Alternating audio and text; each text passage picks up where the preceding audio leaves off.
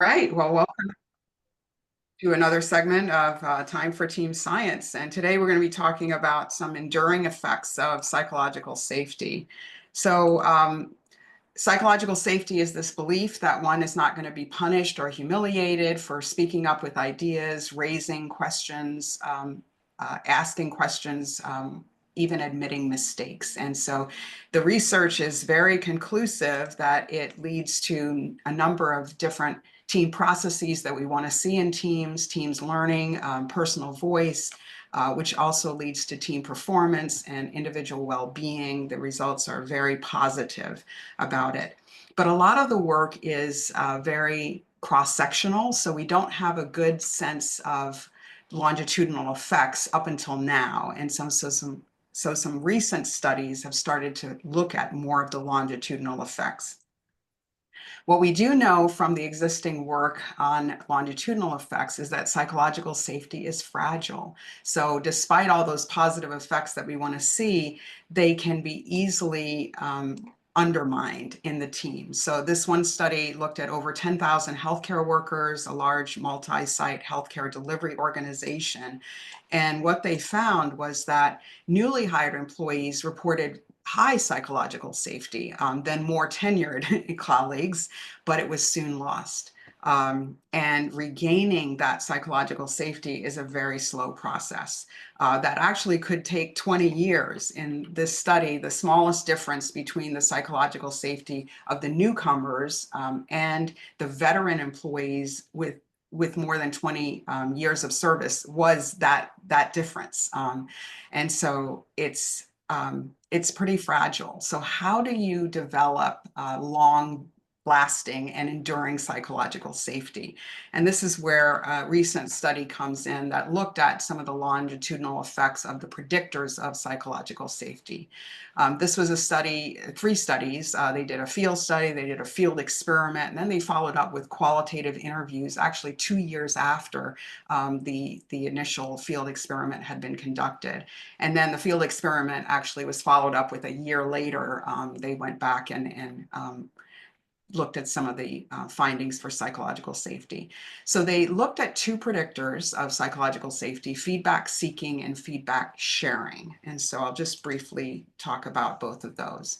So when they talk about feedback seeking, they measured it by inviting leaders to ask their team members verbally for feedback on their performance during a group meeting at one point in time. So if you're having a meeting, you ask, I'd like feedback on my performance as a leader, and they provide verbal feedback. They found that this, which is a primary antecedent of psychological safety in the existing work, didn't have enduring effects. Oftentimes it was accompanied by leader defensiveness and then leader inaction. And some of that may not just be that they didn't get around to doing anything about the feedback they were given, but a lot of times the feedback that people provide is outside of the control of the leader, and that may lead to that defensiveness and the fact that there are certain things they can't do anything about. So just asking for feedback in the short term, while it was a very positive experience for the leader, they didn't feel any anxiety over it, and the followers loved to provide that. It didn't really have the lasting effects that that you'd want to see. In contrast, feedback sharing, and this was inviting leaders to discuss development areas from their most recent performance reviews verbally with their group meeting, in their group meeting at a single point in time. So as you can imagine, that's a pretty scary experience, and leaders reported anxiety and awkwardness. And then the reaction that they got from followers was pretty much silence, in part because the employees, they felt surprised. They're not necessarily used to that. Again, it goes against our model of leadership, traditional views of leadership. And some of them were suspicious as well. What's really behind this? Why is this leader doing this? You can see some comments here from the leaders. My desire as a leader to be perfect. I want to do the best by everyone. And you feel weak sharing this kind of information, it's humbling, and then insecure, all of those things, imposter syndrome.